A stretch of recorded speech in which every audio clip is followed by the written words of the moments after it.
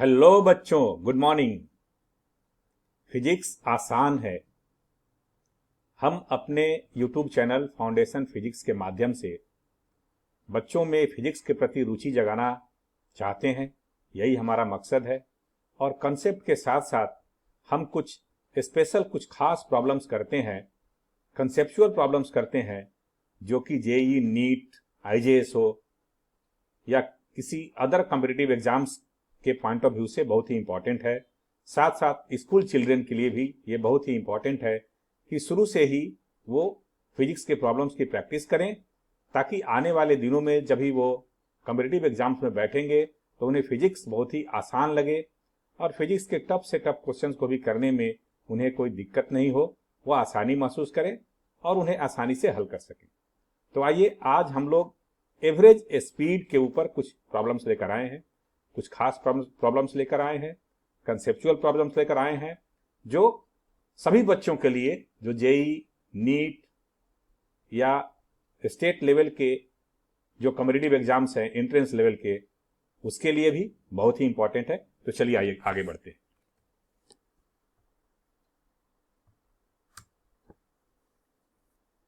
देखिए, एक क्वेश्चन है, एवरेज स्पीड के ऊपर हम लोग बात कर रहे हैं।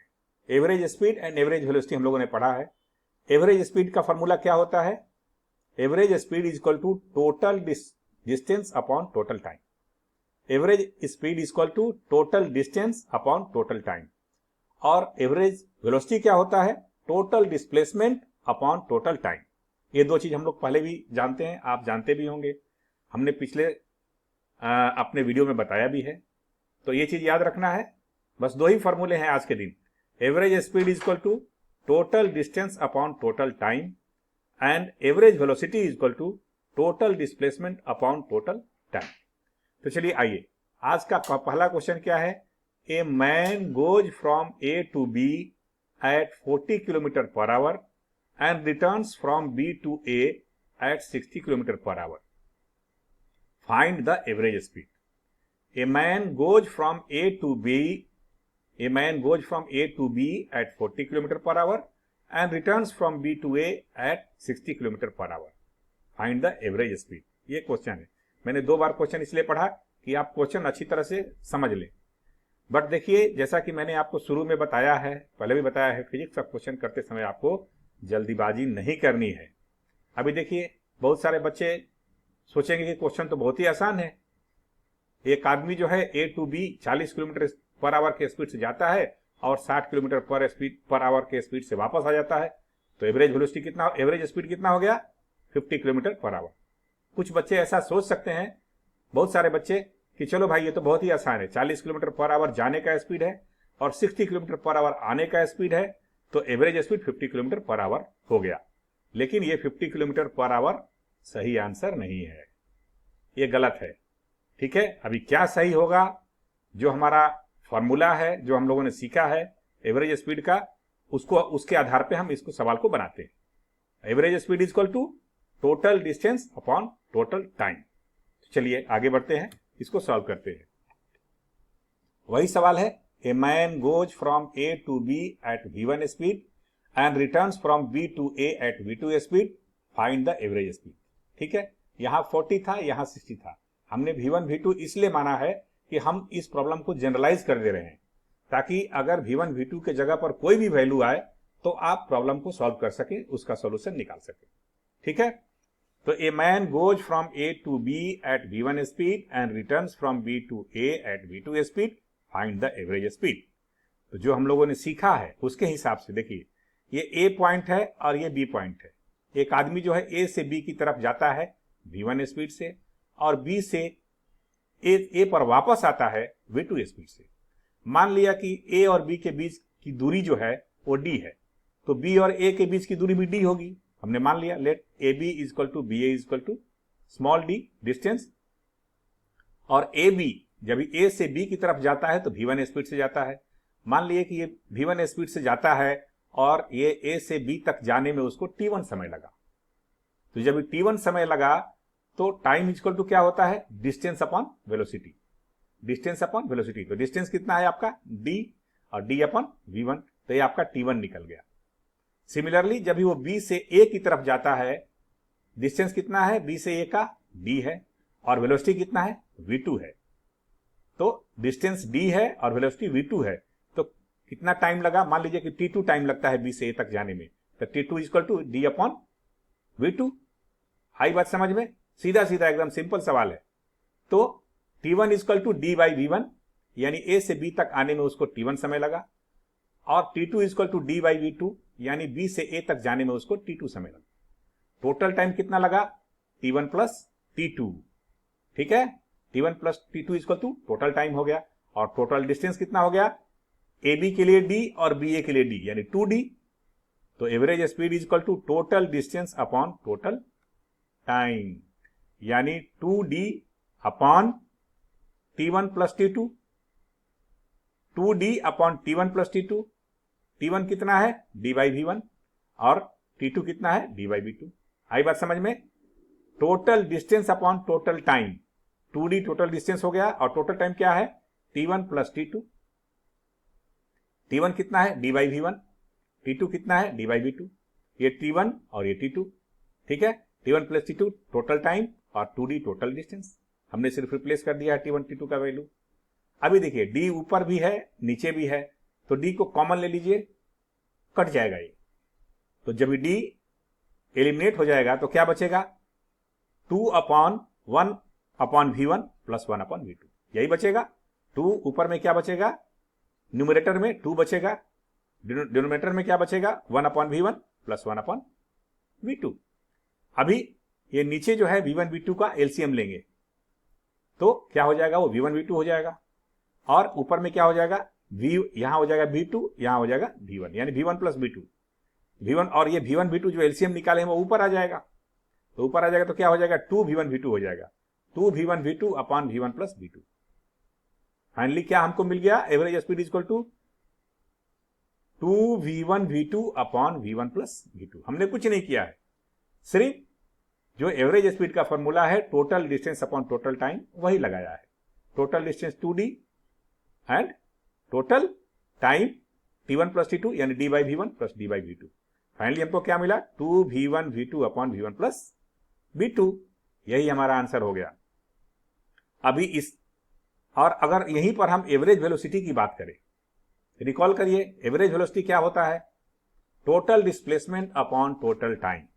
तो इस केस में क्या है, एक आदमी जो है ए से बी तक जाता है और बी से ए पर फिर वापस आ जाता है, यानी कि टोटल डिस्प्लेसमेंट कितना हुआ, 0 हुआ। तो जब टोटल डिस्प्लेसमेंट आपका 0 हो गया तो एवरेज वेलोसिटी भी 0 हो जाएगा, क्योंकि 0 divided by total time, 0 divide by anything is equal to 0। तो एवरेज वेलोसिटी कितना हो गया आपको यहाँ पर, 0 हो गया। तो ये देखिए जनरल फॉर्मूला आ गया आपको 2 v1 v2 upon v1 plus v2, किसके लिए, एवरेज स्पीड के लिए। अगर एक आदमी ए से बी तक v1 स्पीड से जाता है और v2 स्पीड से वापस आ जाता है उसी पॉइंट पे, तो average speed is equal to 2 v1 v2 upon v1 plus v2। अब आइए इस सवाल सॉल्व करते हैं। यही सवाल हमने पूछा था, a man goes from A to B at 40 kilometre per hour and returns from B to A at 60 kilometre per hour, find the average speed. अभी अभी हमने फॉर्मूला निकाला है, average speed is equal to 2 v1 v2 upon v1 plus v2।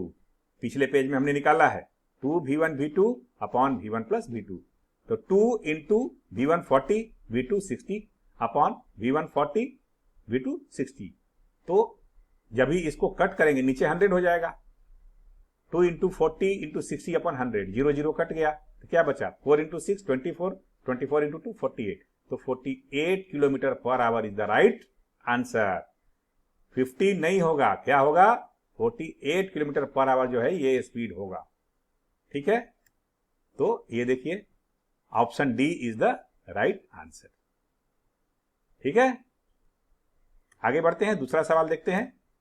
अभी एक सवाल है, a car travels half distance with a speed v and remaining half distance with a speeds v1 and v2 for equal intervals of time, तो find the average speed.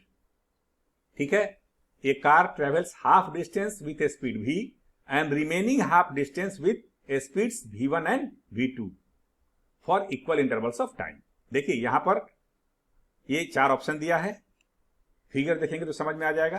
देखिए problem क्या बोलता है, a car travels half distance with speed v। तो मान लीजिए ये पूरा टोटल डिस्टेंस है, ये हाफ डिस्टेंस हो गया, ये हाफ डिस्टेंस हो गया, तो ये हाफ डिस्टेंस जो है वो वेलोसिटी v से चलता है, ठीक है। और ये मान लीजिए कि ये हाफ डिस्टेंस जो है वो स्मॉल d है, जो कि वो t1 समय में तय करता है। तो ये हाफ डिस्टेंस वो v स्पीड से चलता है और t1 टाइम में तय करता है।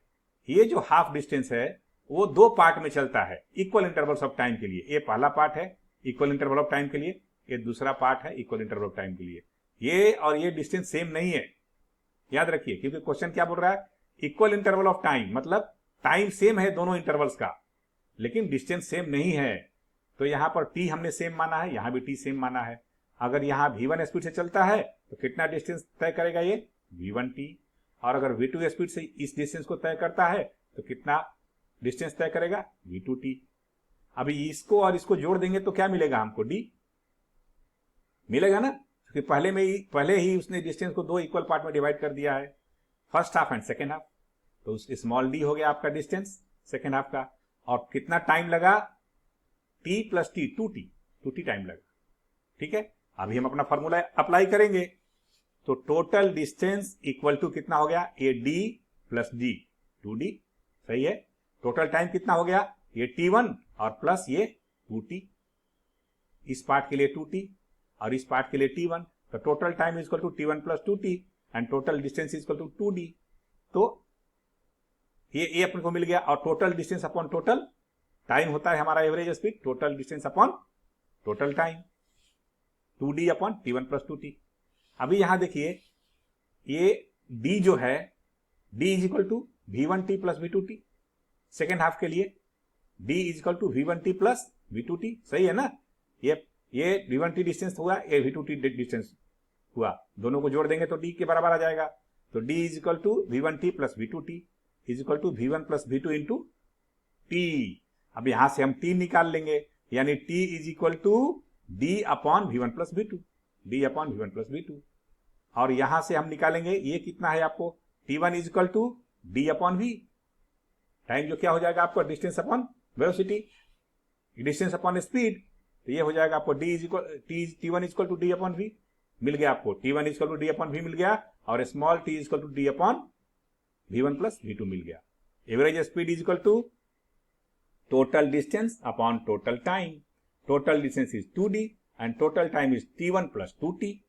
अब वैल्यू पुटअप कर देंगे, अब t1 के बदले में क्या लिखेंगे, d अपॉन v, और 2 और t के बदले में क्या लिखेंगे, d upon v1 plus v2, ठीक है। आज अभी इसको सॉल्व करेंगे, अभी देखिए d ऊपर भी है d नीचे भी है, d कॉमन ले लेंगे तो ऊपर नीचे d कट जाएगा, बाकी क्या बचेगा, ये नीचे ये v और v1 प्लस v2 एलसीएम निकालेंगे तो v into v1 plus v2 हो जाएगा, जो कि ऊपर हो जाएगा, ऊपर आ जाएगा, तो यहां हो जाएगा 2 into v into v1 plus v2, और नीचे क्या बचेगा, यहां पर क्या बचेगा, v1 प्लस v2, और इसको 2 से मल्टीप्लाई करें 2v बच जाएगा।